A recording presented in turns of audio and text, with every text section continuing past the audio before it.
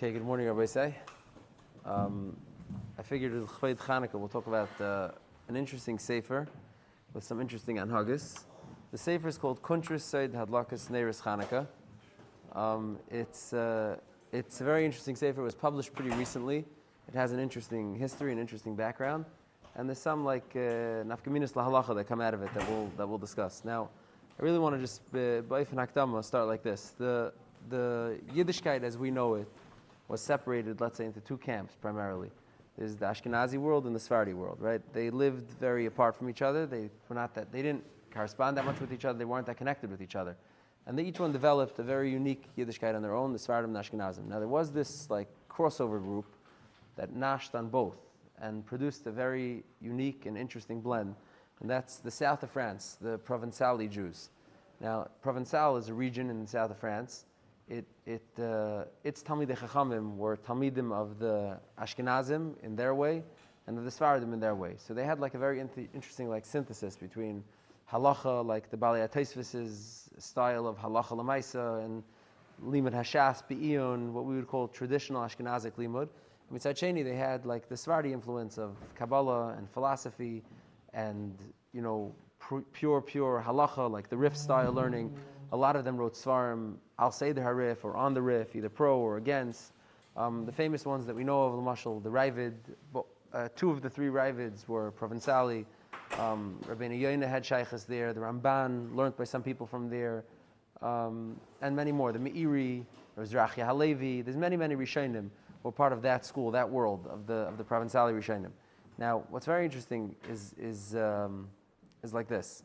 The Kabbalah as we know it, let's say today, is very Zohar based and Rav Chaim Vital Arizal based, is how the Kabbalah we know it. But Kabbalah back in the day, before Rav Chaim Vital and before the Zohar was found in the late 1200s, was a very different Kabbalah. There was a few Sifrei Kabbalah from the earliest Kuf of the Tanam and Amiram, like Sefer HaBoyer and the Sefer Echalos, Sefer Yitzira, a few little things. And throughout Shas, there are snippets of things that could be referred to as Kabbalistic things. And primarily what you find throughout Shas is a big zehirus not to learn Kabbalah. Meaning the Gemara on Chagigas, on Dafid Gimel and Dafid Dalid, has a big arichas saying, how to hide these things and not learn it publicly, and only giving it over to very individual, very qualified Talmidim, and Talmidim turning down the opportunity to learn it. And it's really a black Gemara of zehirus in the transmission of Kabbalistic themes, midar ledar. And because of that, it's, chalav tachas l'shoinech, like the Gemara calls it. It was buried, it was hidden, and it was very hard to know much about Kabbalah throughout the Deiros. And there are no Kabbalah svarim that were published by the Ga'inim, or by the Saviraim, or the late Amiraim. There's just very, very little written from the time. Ad Kedei Kach, Rav Chaim Vital writes that Arizal told him that Kabbalah during those times was betachlis hahester. He says, of course, everything the Ga'inim wrote shtims al pisaid with the Mekubalim, even though sometimes pashib shat, like face value, it does not shtim. But Rav Chaim Vital was told by the Arizal that it does all shtim, it's just betachlis hahester. There was like a tkufa when it was behester. Now, the point when Kabbalah, so to speak, roared back onto the scene, it started as a trickle, I guess, and then turned into a roar onto the scene, was during this very creative period in Provence, from Provençali Jews.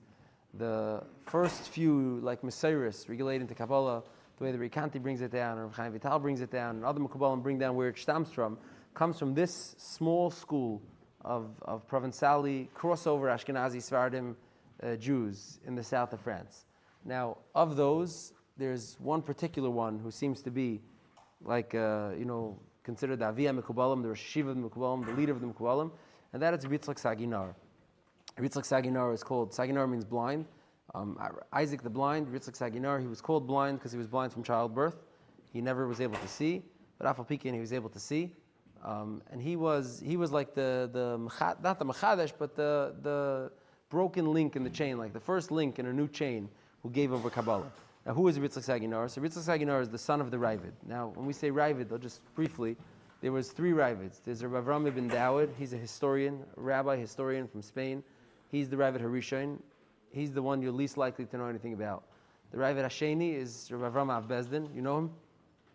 No, he's the least of a contributor to Shtiklach Torah.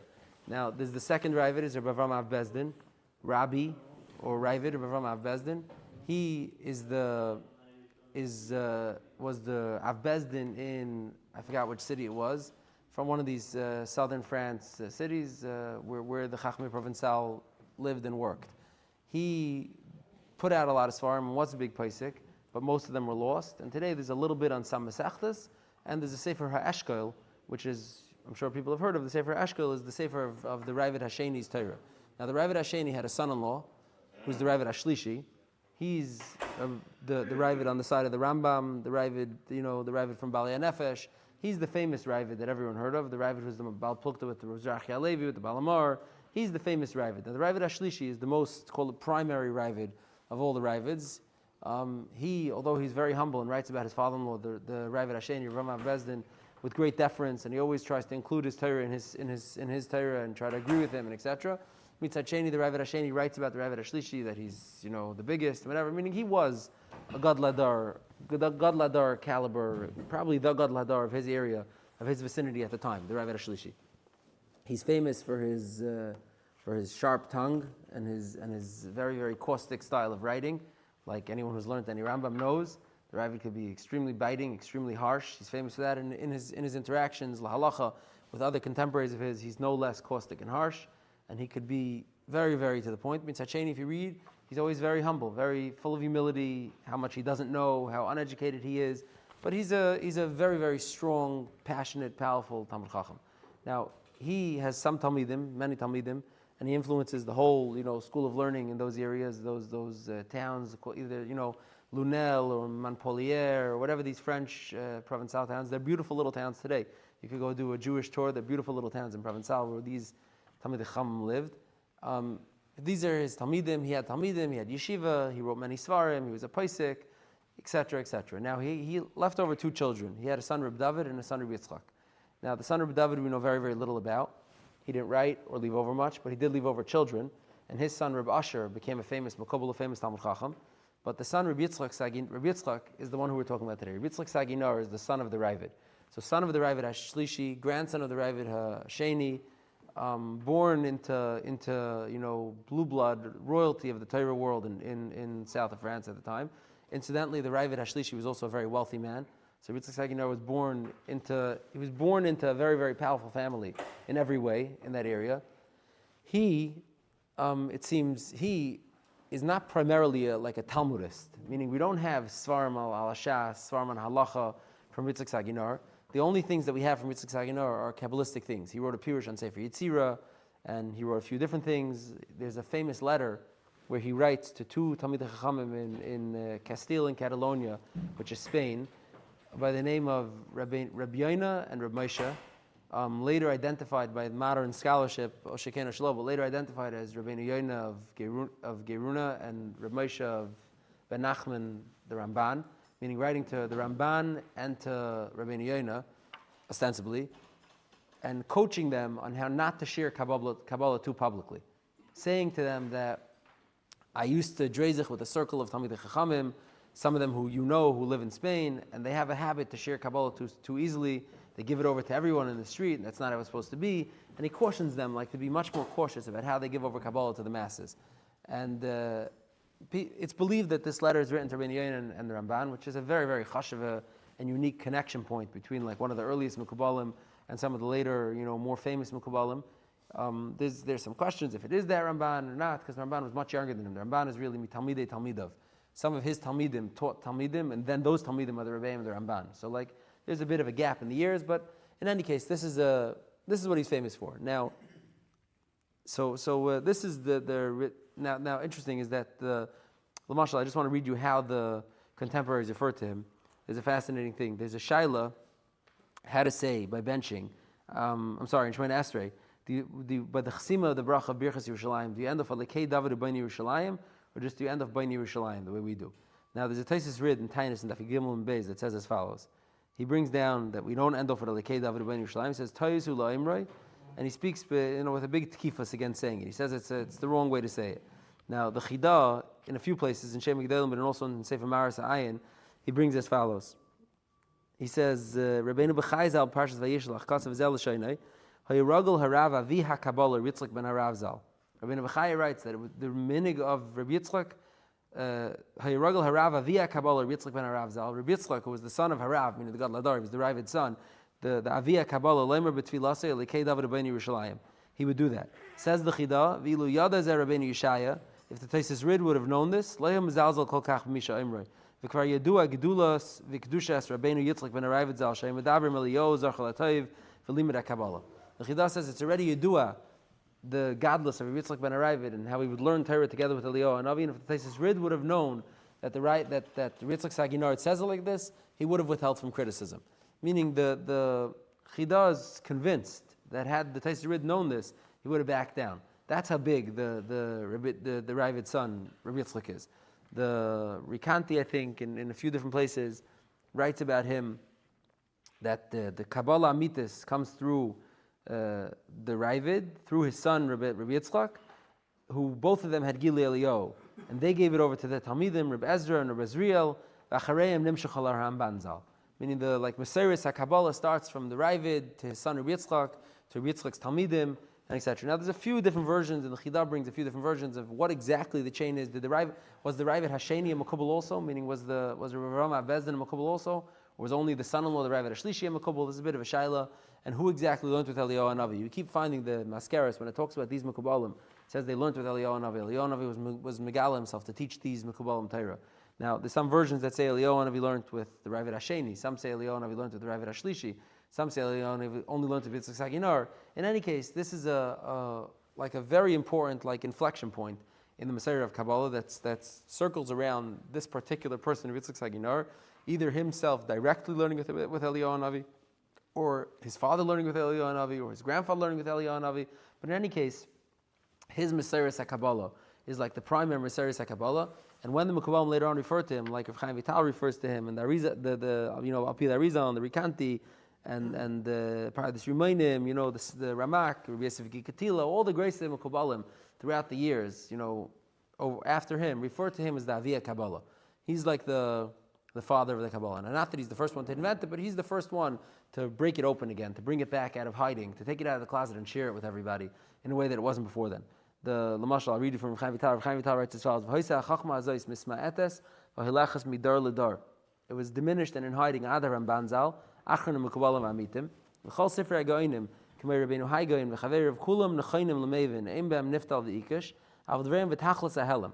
All the Goinim, of course they shtim with the Mekubalim, and it makes sense, but it's B'tachlis HaHelam. V'chein Kol Divrei Oisim Chacham Shehevi Rikanti, Shei Nigla Aleim Eliyahu, and Avizal Kulam Divrei Emes, V'gam Him Stumim V'cheskas Hayad, Adkan. Ein Sham, he brings from Arizal, Be'inyan Sifrei HaKabbalah Hamitim, Hanimtzaim Amrli Meiri Zatzal, Ki Shalshelas HaKabbalah Harayvid U'bnei Harisa Ginar, Yitzchak Saginar, V'talmidav Adharam Banzal, Talmidav Talmidim V'chulun Kulan Kabbalah Hamitis and Eliyahu Shenigla Aleim. Meaning this has like the Gushpanka of the Arizal and the Chaim Vital, is that this chain of Kabbalah, this Provincalian Kabbalah that was shared by Eliyahu and Avi to a small cadre of Talmidei Chachamim, all from one family, is like the main Messiah of Kabbalah. Now, why is this relevant to our discussion today? It's as follows. In the Poskim it's gebracht that it's a big Indian to have a nice menorah. Right? Zekeh Levanveu, it's gebracht. It's gebracht to have a very nice menorah. Now, in most of the world, a nice menorah means a zilbana menorah, a silver menorah. I don't know if it's still in style, but shvers and shvigers used to buy their edims, zilbana menorahs. It was a thing, whether it's a vant menorah or it's a standing menorah, whatever the style of the menorah is, and it's gebracht in the poskim like this. The many poskim bring down that there's an Indian to have a nice menorah. That's like a hidur mitzvah. Famously, the Kitzur Shulchan Aruch writes it that someone who has money, but the Mata Moshe really writes something very interesting about his Rebbe the Marshal. The Mata Moshe, who was a very, very early one of the poskim with Talmud the Marshal, writes as follows: that the Marshal had this interesting minhag. He says he would buy silver, wick holders, which I think today is a thing again. Silver wick holders for his menorah. Vices, those were cheap enough that you could buy them, via mall. And he wouldn't use them the first night, because the first night you say shachianu anyway. And the second night, he would take out his brand new silver wick holders, and he'd make a shachianu again. Like that, the Marshal was able to make a shachianu twice over Hanukkah. This was like the Mata Moshe brings this. Now, I don't know if the Mata Moshe brings this something the Marshal did every year, something the Marshal did once, maybe something the Marshal did from time to time, but the kids of the Marshal was buying new silver gear, like new silver kit for the menorah, so that he could make another shachianu on Hanukkah. Many of the Sifrei Pesach bring this down. The Kitzur Shulchan Aruch famously says it strongly, that you should buy silver menorahs. Now, there is actually the Baal Seder Hayom, one of the Mekubalim in Tzfas during that Rizal's Tkufa, he writes that he was trying to save up to buy a silver menorah, but lo yistayim milsa, he wasn't able to do it. So you see, it was like a thing, meaning like the Gedolim were trying to get a nice menorah, a shein menorah. Now, what's interesting is that the Rambam writes something interesting. The Nusach HaRambam in the beginning of Chanukah, it's a rare Nusach. He writes, mitzvahs ner Chanukah, mitzvah chavivihi ad ma'od. It's a very chavav mitzvah. But you have to be very cautious with it. You have to take it very seriously, this mitzvah. He writes, Chaviv Ma'od. Now, where is it coming from? L'chayra, the Magnisha points out that he's coming from the Gemara in Shabbos, and Daf Chaf Gimel Beis, it says as follows, Amar Rav Huna, Haragul Bener, Haven Lebanon Tamid Chachamim. And Rashi explains famously, Kinar Mitzvah V'Torah Ar, Ayidei Mitzvah the Shabbos V'Chanukah, Ba'ar Torah. So Rashi says, and the Gemara is really saying, that Ner Chanukah has like a certain special chavivus that it grants a person the ability to have a child as a Talmid Chacham. And because of that, the Rambam says that it's a mitzvah Nadira Ma'od, it's a very special mitzvah, it's a mitzvah Chaviva Ma'od, and you have to do it like with a certain extra chavivus. And because of that chavivus was a lot of it transferred into the beauty of the menorah. Everyone wanted a beautiful menorah. Now, what you don't find people having throughout the days come out ever is a gold menorah. Now, probably the reason is because gold is very expensive. Silver was much more doable. It's a doable thing. It's a nice menorah, but it's doable. And gold is for kings and queens. Gold is too expensive. You do find the Rishner, who was a king, had the gold menorah, and there's actually a cute story about the Rishner. The Rishner had a gold menorah, a beautiful gold menorah, as was his way. He had always beautiful things. And one day on Chanukah, a poor chassid of his came in, and he brought the Rebbe a menorah that he made out of clay, like a handmade menorah that he made for the Rebbe. He carved it, he sculpted it, he brought it for the Rebbe. The Rebbe said, "Wow, it's beautiful. Why don't we trade?" And he gave the chassid the gold menorah. He sent him on his way, and he took the new clay menorah. Now we'll see this. The story is interesting if it really stems or not. But this is the story they say with the Rishon. I'm sure the Rishon, because the Rishon was able to get another gold menorah next year. But this is the story. But you don't find people having a gold menorah. Now what's interesting is that a few hundred years ago there was a sefer called Chesed Lavram that was published. It's from the Arizal's. It's from the Chida's grandfather, of Avram Azulai, the Chida's grandfather. I think he's a first generation Moroccan immigrant to Eretz Yisrael, I believe, if I'm correct. He lived in Chevron. He's buried there still. You could go to the Chesed Avram's kever. There's an interesting story. There's a rock that covers part of his kever. I'm sure you've been there. I've been there. It's an interesting story. You can check it out. But in any case, the Chesed Avram he was a big collector of Kisvei Yadis, like his grandson, the Arizal. He loved Kisvei Yadis. It's probably with Arizal. I'm sorry, I keep with the Chida. Like his grandfather, the Chida, where his grandson, the Chida, probably took it from, this love for Kisvei Yadis. And in the short amount of time that he lived in Eretz Yisrael, he compiled like a nice compendium of the Kisvei Yadis of the Mekubalim that were floating around. Now, he put out a sefer Chesed Lavram. It's actually just republished now with some missing parts by Mechon Avat Shalom, a new version of it. But the Chesed Lavram, in there he quotes a little bit of it, and in one of his other svarim he quotes it more. There's an interesting paragraph that he quotes, where he says as follows. The quote that he brings is like this. He says, the Eze Keli Roy Lahadlik, which Keli is supposed to use to light Chanukah Neris with? Da ki tesva of kelim ruim l'ner Chanukah. There are 15 kelim that are worthy for ner Chanukah. Chol ha'kodim kodim mehem meshubach. Anything that's earlier on the list is better off. Mishum zeh kelim havei. Says ha'echad is kli zav, golden kelim. Habeiz kli kesef, silver kelim. Hagimel kli matches, miminar nechayches v'daima. Dalid kli nechayches mamish. Hey kli matches amachon nechayches. Kli bedil, kli eferes, kli avanim. Kli zchuches, kli etzem. He continues on a whole list of all 15 types of kelim. Now it's interesting, if you look at this list, the Chesed Avram is introducing something brand new. He's introducing the idea that number one on the list would be a gold keli. You should do a menorah made out of gold. And it's like a chiddush, made a shtickle tumult. Like the Chesed Avram is bringing down some ksav yad that says that you're supposed to do golden menorahs, and some sort of zhiras would be like a shein zach to get a golden menorah. Now, so people tumult about this a little bit. It was unclear. And then they found out something interesting. If you look in the sefer where the Chesed Avram is coming from, he says it's ksav yad that he quotes in one of his other svarim. You go look in his other sefer where it is, and you see that he brings a ksav yad of it that he has in part, and on the bottom it says this ksav yad is from Rav Yitzchak Saginar, from the Ravid's son, from this primary Aviyah Kabbalah from hundreds of years ago. Now in that case, if it's a hanhaga that Rav Yitzchak Saginar, the Aviyah Mekubalim says, it rises to a whole new level, meaning it's not anymore just like a Epis Indian that the Chesed Avram brought down that gold is nicer than silver. I mean, everyone can tell gold is nicer than silver. Like the Chesed Avram brought down. It's some sort of major Kabbalistic innovation that Ritzak Saginar is saying to do it with a gold keli. Now later on they found, and it was published much later, much more recently, meaning like in the probably 1950s or something, maybe later, 60s, 70s even. Probably 70s, very recently. They found the entire Ksav Yad that Rav Ram Azulai, the Chesed Avram, was sampling from, and it's called Kuntres Seid Hadlakas Neres Chanukah. It was published today, and I have one version of it here. It's not a very fat sefer, it's a thin sefer, a small sefer, and in it is all the Zehirisin of Rav Yitzchak Saginar in relation to lighting to Chanukah Neres. Now there is, of course, some controversy, and some Chacham, I think Rav Yechiel Goldaber, who's a big scholar, a big expert in this Miktzaya, holds that it's not from him. He compared it to, he says he was never able to find like an earlier version of it, and he compared it to all the existent Kisvei Yadus of Rav Yitzchak Saginar, and feels that it appears no similarity, like in the style that it's written and the word choices and etc. So maybe it is, maybe it isn't. But if it is, it's something wichtig. Now it's interesting. I just want to sample a little bit from this Kuntras. He has a very interesting kash over here that he tries to address. He says as follows. He says, Masha Amru Rabbi Seinu Zal.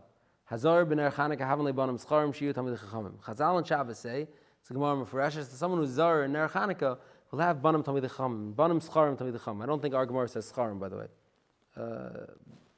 I guess I don't know. I don't think so, if I remember correctly. But he says banim scharim tamid chachamim. He says v'harei kuli alma madlikin neres Chanukah. The whole world, everybody lights Chanukah. Ve'ein kulam v'lei rubim zeichem lebanim scharim shiyu tamid chachamim. He says go look around. Most people don't have kids who are tamid chachamim. Banim scharim who are tamid chachamim. He says what happened to Chazal's haftacha? Haragel b'ner, someone who does it properly, does it, regilus. So what happened to it? He says, Ein l'tmayim mizeh, it's not a kasha. Ein l'tmayim mizeh, she'emes hu chachamim him emes v'dvereim emes. Chazal are true and their words are true. Chima shekala oilam adlik and neres Chanukah, sheruba deruba yotzin dechevasan.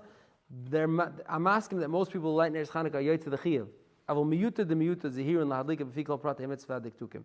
Very few people are zeichet to light Chanukah neres with all the proper zehiras and the anhagas that need to go into it. If you call prat mitzvah diktukim, shazar bad lakasim b'chol prati is for diktikah yikne v'yasik b'koyach hamitzvah v'skula say abanim scharim t'mid chacham. He says this Chazal's skula to get tamid abanim t'mid chacham by lighting neres Chanukah properly is only if you really light it properly.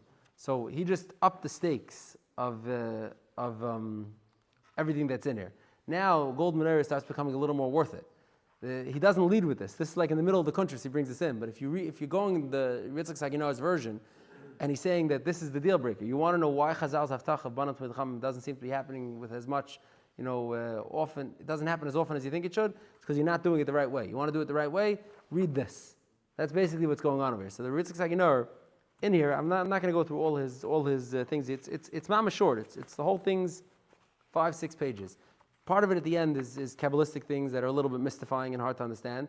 A little bit hard to understand how many Isis and like a little Kabbalistic Sudoku chart with the Isis and what it adds up to. Like the part of it, the end of it, is like a little bit more hard to understand. But the beginning part is very straightforward, where he says what he wants. Now, one of the main chidushim that he has over here, and it's really a lamdish chiddush, is that the keli of the menorah is zecher l'ner Chanukah in the Beis Hamikdash, meaning that we're trying to mimic the Beis Hamikdash's menorah. Meaning, just like in the Beis Hamikdash, the menorah, the keli itself contributed to the mitzvah. Meaning, you couldn't do hadlakas neres in the Beis Hamikdash with a travel menorah. Just lay it out in a plastic thing and do a travel menorah.